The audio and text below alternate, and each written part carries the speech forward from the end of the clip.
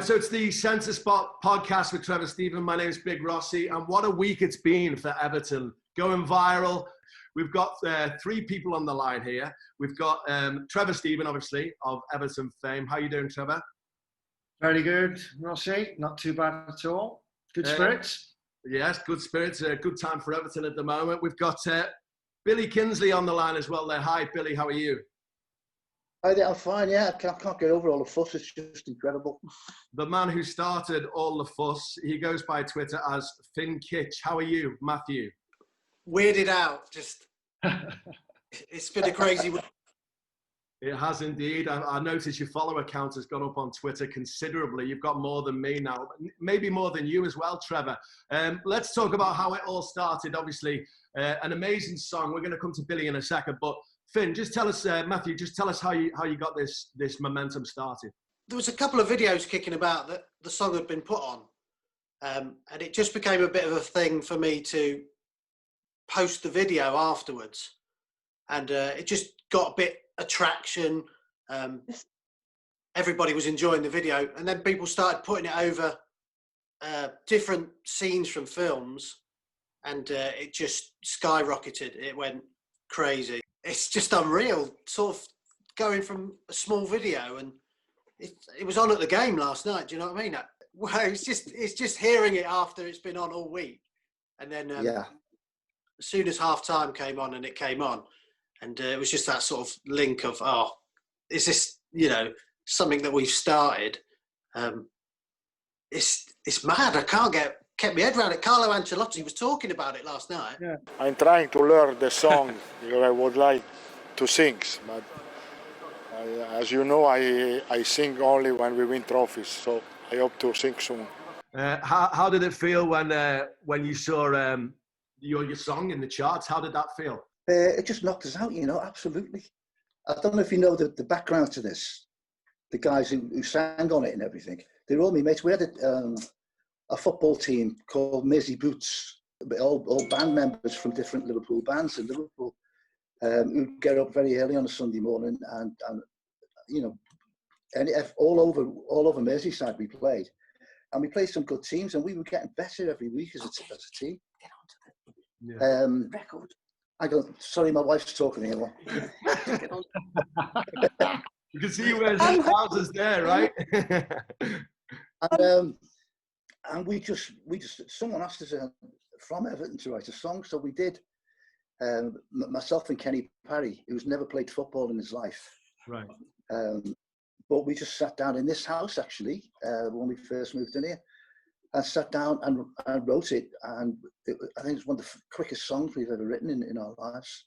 It just gelled. And then we got a lot of a couple of Everton players are on it. I can't remember which ones. That's a good question. Billy, I don't think it was me. This is the funny thing, because Trevor can't remember if he was on the song or not. That's the best bit. Who was the lovely guy, the blonde hair, older than us?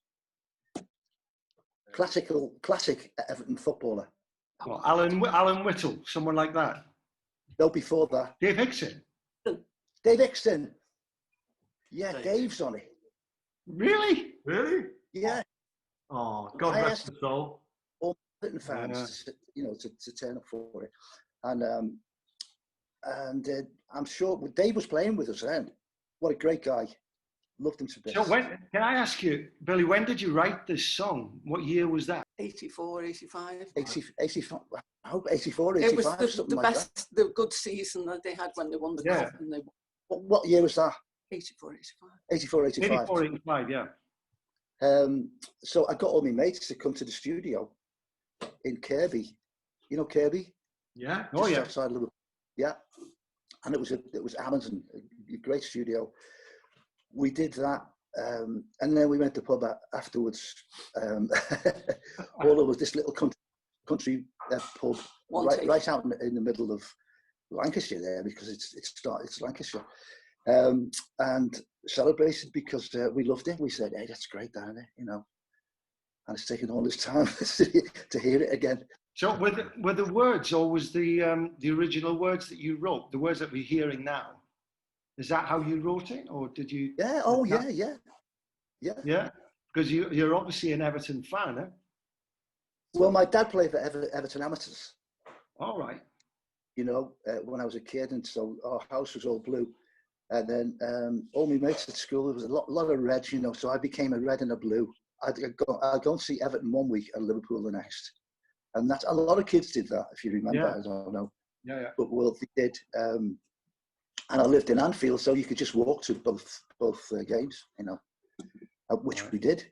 Do you know, to me, it sums up, because we're all enjoying the resurgence of Everton at this moment in time. Yeah. And it does feel like it's a new spirit within the club, doesn't it? Yeah. So this song is really fitting what people are That was feeling. a great line, that, a new spirit. Well done. About team, you know? The spirit of the blues, yeah. Exactly. Yeah. I love it. I'm still very, very excited with it. Especially, I took my nephew, who's American, to Goodison about 3 years ago, and he was absolutely knocked out. And then the song, everyone was singing a song, and he said, "Hey, Uncle Billy, didn't you write that?" You know, and it was just a great start to his trip to Liverpool. Well, can we talk, Billy, about obviously not only the song you wrote there, but you were one half of Liverpool Express, right? And you had like massive fame in South America. Can you tell us about the time when you got off the plane in South America and the crowds were there? Yeah, it was unbelievable. We didn't expect it at all. Hundreds of fans at the airport in Rio. And we went, hey, it's going to be good here, isn't it?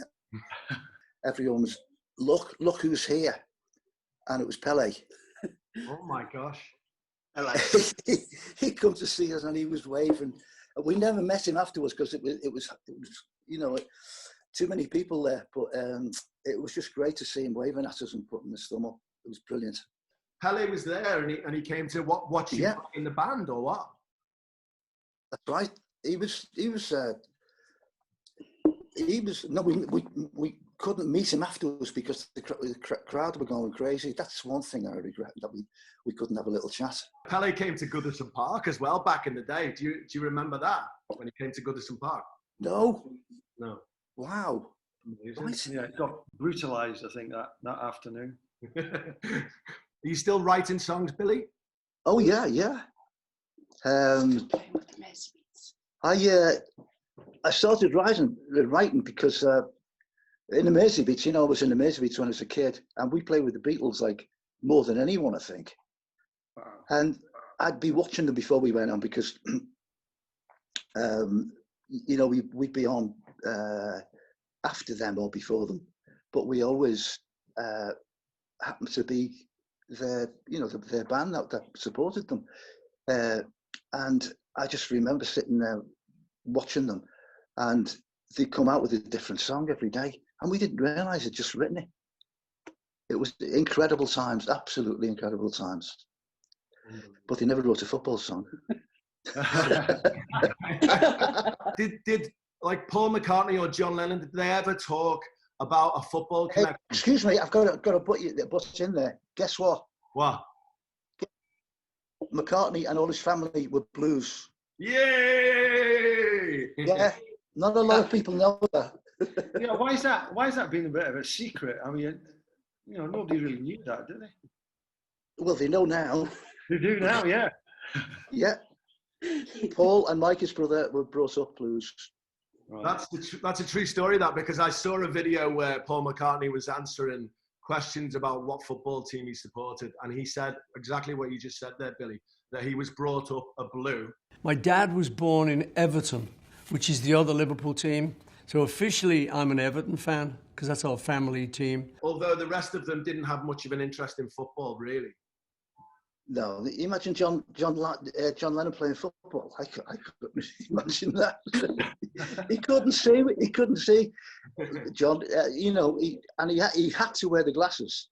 Sometimes he'd go on stage and he'd mislaid his glasses somewhere, and he'd just be walking into the side of the stage and everything. Looked a little wall. His eyesight was diabolical. And it's in there, and it's Trevor Stevens.